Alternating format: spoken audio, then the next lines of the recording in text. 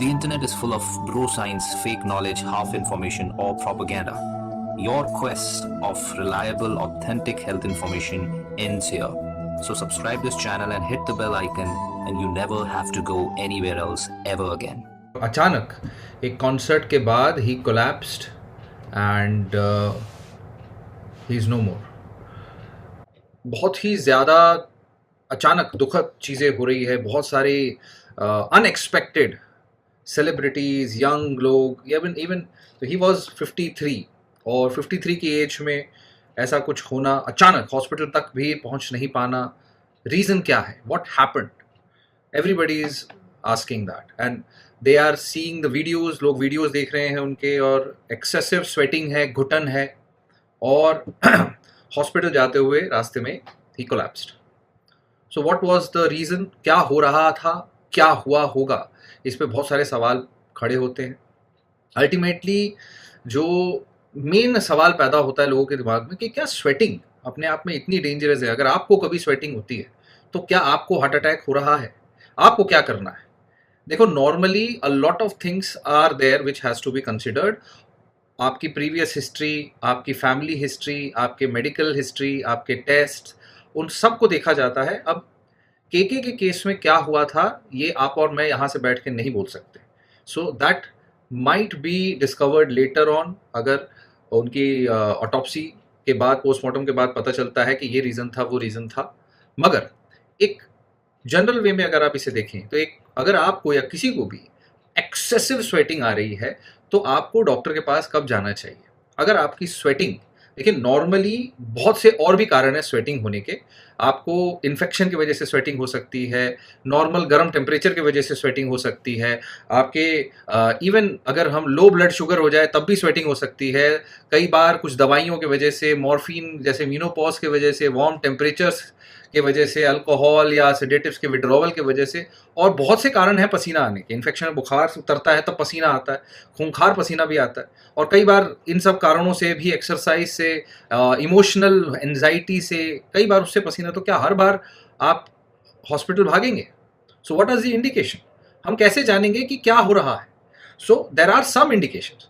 उसमें जो इंडिकेशंस हैं वो आते हैं कि आपको अगर चेस्ट में पेन हो रहा है, अगर आपको चेस्ट पे कोई भी दबाव हो रहा है, पाउंडिंग हार्ट बीट है और सांस फूल रहा है, साथ में पसीना आ रहा है, that is a warning sign. That is a big warning sign. ठीक है?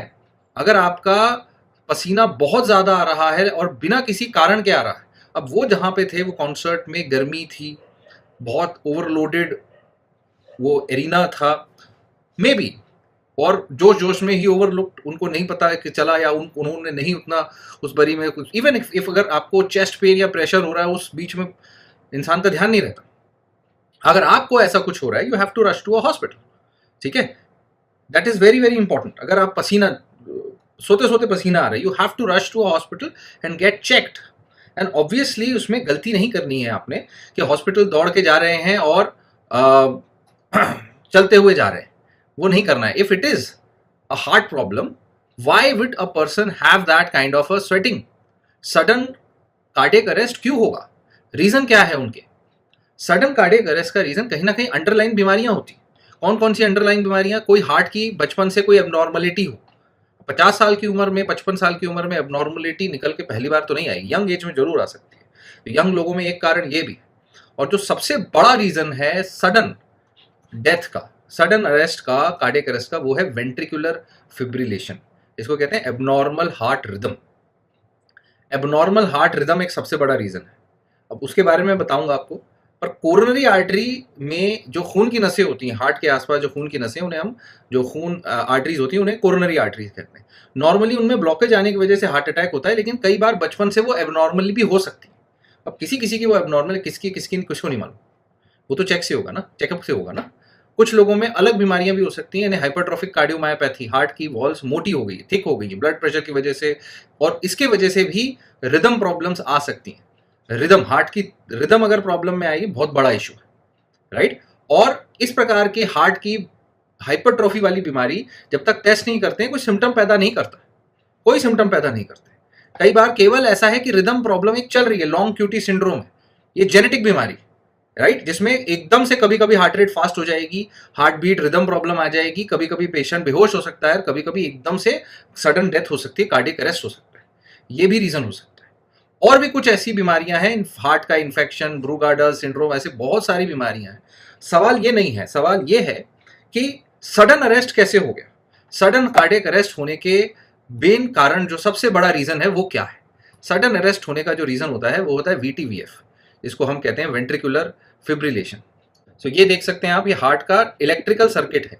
इलेक्ट्रिकल सर्किट हार्ट के अंदर जो होता है, एक मान लीजिए आप, अरे भैया, एक यहाँ पर हार्ट की इलेक्ट्रिकल सर्किट में अगर कहीं पर भी मान लीजिए इसके जो पेस मेकर होता है, उस पेस, बहुत बड़ा हार्ट अटैक ना भी आए, केवल पेस मेकर जहां से रिदम जनरेट होती है, या उस पेस मेकर की जो वायरिंग होती है हार्ट के अंदर, वहां पर प्रॉब्लम आ जाए, राइट, तो एक नॉर्मल बीट, जो ये सफेद रंग की बीट आपको दिख रही है, वो सफेद रंग की बीट इस प्रकार की उल्टी सीधी रिदम में, जो यहाँ पे आप सफेद वाली देख रहे हैं, जो ये वाली नॉर्मल बीट, ये इस तरीके का वेंट्रिकुलर टेकिकार्डिया, सेकंड नंबर पे वेंट्रिकुलर टेकिकार्डिया, थर्ड नंबर पे जो आ रहा है वो VF है, वेंट्रिकुलर फिब्रिलेशन। इस प्रकार के रिदम प्रॉब्लम में लिटरली जो हार्ट है आपका, जो धड़कना चाहिए, वो या तो इतना तेज धड़क रहा है कि भर ही नहीं रहा, और उसके जो दो हिस्से होते हैं उनका रिदम तालमेल खराब हो गया, क्योंकि नॉर्मली इधर से पंप करता है तो ये भरता है ना, फिर ये पंप करता है तो बाहर जाता है, तो ये तालमेल है। अगर दोनों एक साथ पंप करेंगे तो यहाँ वाला ब्लड इसमें भर नहीं पाएगा, है ना, तो अगर ये अपने धुन पे धड़केगा, ये अपने धुन पे धड़केगा, तब प्रॉब्लम आती है, तब इफेक्टिव पंपिंग नहीं हो पाती, एंड आपकी बॉडी जो सिस्टम है वो सेंस कर लेती है कि भाई कार्डियक आउटपुट हार्ट से तो ब्लड आ ही नहीं रहा, तो मेरे को, ब्रेन को, किडनी को, इधर उधर से सब जगह से ब्रेन को सिग्नल आता है भाई क्या हो रहा है, भाई क्या हो रहा है, right. So sympathetic over activity, sympathetic over activity का मतलब है आपकी खून की नसें सिकुड़ने लगती हैं, जो हाथ की खून की नसें, पेरिफेरल ठंडे होने लगते हैं, हाथ की खून की नसें, जाकी खून जो कम आ रहा है हार्ट से बाहर, उसको जो है वो ब्लड फ्लो होते रहे। सिंपैथेटिक एक्टिविटी होने की वजह से आपका fight and flight response stress activation होता है। फाइट एंड फ्लाइट रिस्पॉन्स में आपको स्वेटिंग होती है, घबराहट होती है, धड़ धड़ हार्ट रेट बढ़ जाती है। So these all things are indicative कुछ गड़बड़ है।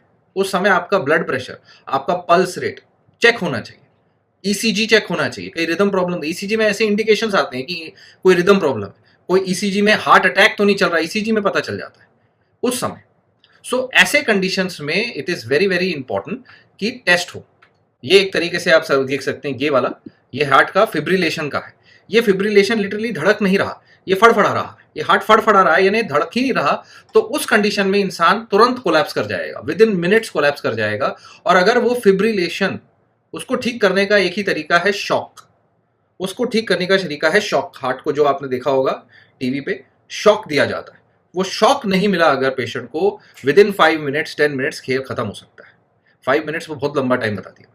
ये एक ECG आप देख सकते हैं, मैं दिखा रहा हूँ, ये ECG देख सकते हैं, इसमें आपको क्लियरली दिखेगा किस प्रकार एक नॉर्मल धड़कता हुआ हार्ट, रिदम उसकी नॉर्मल धड़कती हुई, ये वाला जो ECG है इसमें ऊपर जाते हुए दिख रहा है आपको, ये जो ऊपर जा रहा है ये हार्ट अटैक है। तो इस पेशेंट को हार्ट अटैक हुआ और फिर एकदम से VF वेंट्रिकुलर फिब्रिलेशन शुरू हो गया, ये पेशेंट उसी समय कोलैप्स कर जाएगा।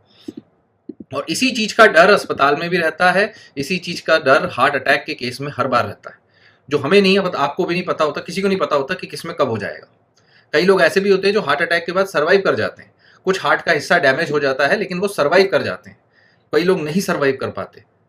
कई लोगों को इस प्रकार का वेंट्रिकुलर फिब्रिलेशन अस्पताल में होता है, शॉक समय पे मिल जाता है, काम बच जाते हैं, और दूसरे कुछ लोग नहीं बच पाते। सो पॉइंट क्या है, सबसे बड़ा पॉइंट क्या है? पॉइंट ये है कि हर इंसान की छोटी सी छोटी बीमारी को हम टेस्ट करें, सीरियसली लें।